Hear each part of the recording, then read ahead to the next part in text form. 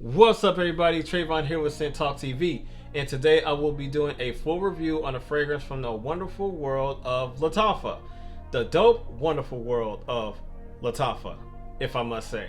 And I got this fragrance at my local Burlington, and my rack stores in my area have finally been restocking on fragrances, and they've been doing quite a great job doing so, because I've seen some fragrances that I haven't seen in the rack stores in quite some time, and new ones as well, and I'm so excited to, in the future, present a lot of good dope finds, because from what I saw, this year of rack store hunting is going to be pretty sweet, and I can't wait to reveal those fragrances to you guys in a later video or videos. But I'm talking too much. Without further ado, let's just jump into it. This video is sponsored by 2 eyeglasses. Better glasses, clearer world. More on them in a few seconds. So that fragrance from the house of Lattafa, it is Maahir, if I pronounced that right. Eau de Parfum. Here is the bottle. This bottle is very, very nice and tall, and the cap is very unique. I like it a lot. The gold juice, the stallion head, has his head on a swivel, just like that. But anyway, I'm talking too much. Let's go. All right, I don't know if you guys can see it, but it's like a little logo right here, and then you got Maahir and Lattafa right there at the bottom of the bottle. You got the concentration on this sticker as well as the logo right there. You know, the cap, dope cap, has like a swivel cap with the head right here, and it's a snug fit, very snug fit, and it snaps into place like that. When you look inside of the cap, you see absolutely nothing, and put that back on there. When I turn it around like this, you don't see anything. So that's pretty much it as far as the bottle. I do like the bottle and the cap. The cap is what I like the most about the bottle, and the atomizer has no leakage or any of that, so that's a good sign. How it sprays, let's see. It's cool. It's not extravagant, but it is what it is. It's a nice sprayer. For those of you who care, here is the box that it came in. You got the logo within this holographic sticker right here in the corner. You have the name of the fragrance, name of the house there. Nothing on the side. Well, actually, take that back. It is something on the side. You got the concentration and the size right here on the side right there. Little design right here. Little design right there on the side. You got the website and the QR code and all that good stuff. The social media icons right there. On the top, there's nothing. I don't know what that is. I really don't.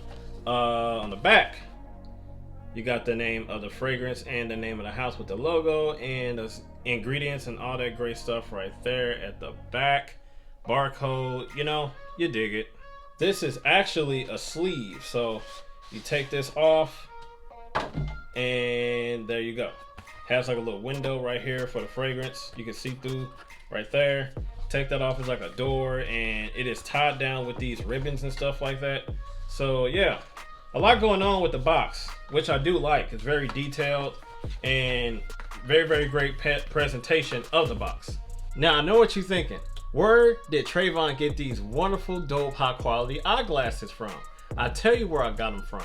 I got them from the awesome, luxurious world of 2.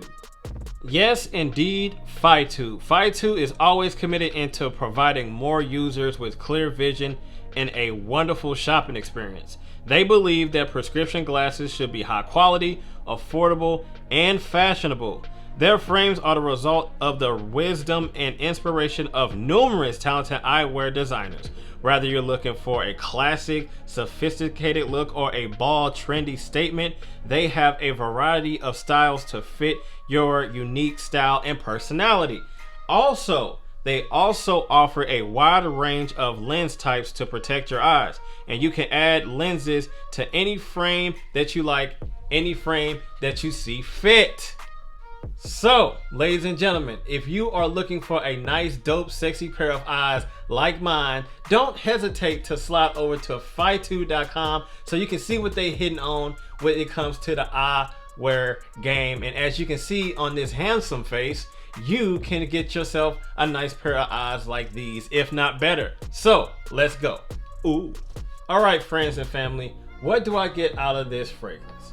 I get a nice floral, fruity, yet dry, dusty, and masculine, as well as powdery floralness when it opens up in this fragrance, at least. That smells amazing. It also has a fresh undertone. Not too fresh to where you can put it off in like the spring and summertime. It's very subtle. It has a very subtle freshness underneath a lot of warmth. Warm spice, warmth, powdery, and warm and fruitiness that this fragrance gives off in the opening. All right, let's jump into these notes. The notes is as follows: red berries, peach, and bergamot. Yes, indeed, it does have a very pungent fruitiness that comes off a little bit feminine, but not too feminine, because you are met immediately of some masculine notes, which I will get into in a minute. But in the opening, when you first spray it on your skin, it's very bright, citrusy, and juicy, and red, and just bright when it comes to that fruitiness. Now, the bright fruitiness comes primarily with that bergamot. The red berry is a little bit more of a dark, warm, and citrus and juicy when it comes to the red berries, and the peach is really giving off the same vibe. But once you transition into those mid notes, you get some jasmine, peony, and red lily. This is where the floralness comes in.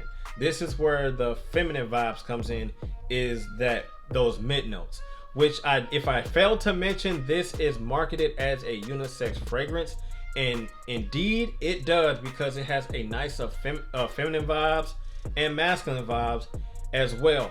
You really don't get into the masculine accords until it completely dries down on your skin, and it doesn't take too long for you to meet the masculine notes as it persists on your skin. But it's very bright and floral and feminine once you hit into the mid notes. But once you get into the base notes, though, you get some sandalwood, vanilla flower, and musk. So, the woodiness. It does have some warm, spicy woodiness when it comes to that sandalwood. Now, the spice is not really primarily coming from the sandalwood. It's more so that it's really coming from that lily.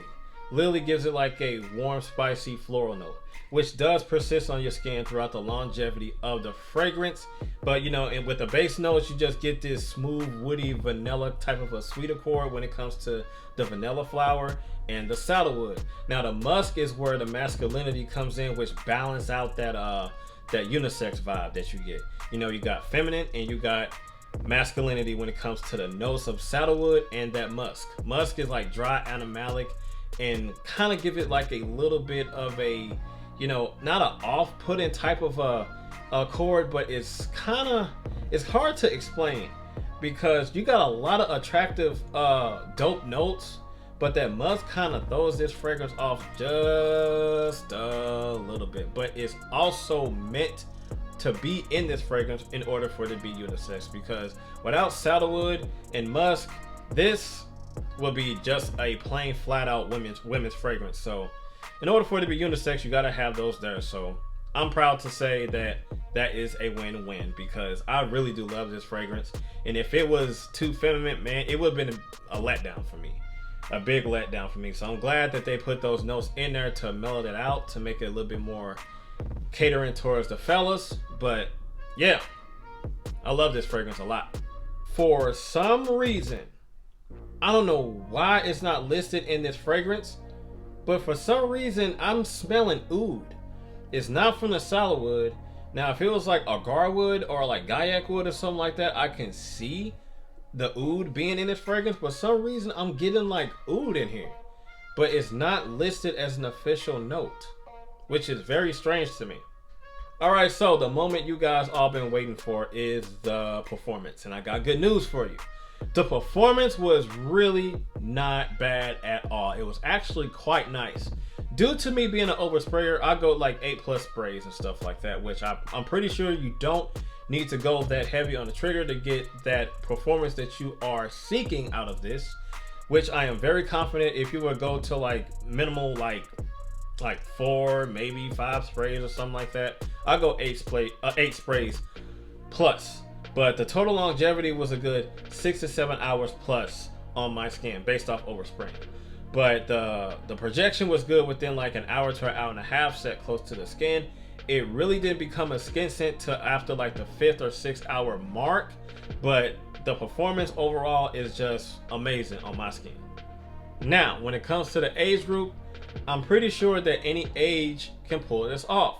It does have like some fruity freshness as well as some sweetness that, you know, the youthful younger crowds can appreciate. And it does have a little bit of complexity when it comes to, you know, that musk and stuff like that for like, you know, older gentlemen, older women, you know, mature women to appreciate. And it's not really too like immature when it comes to like the sweetness and fruitiness. So it's a nice, well-balanced fragrance for the ages.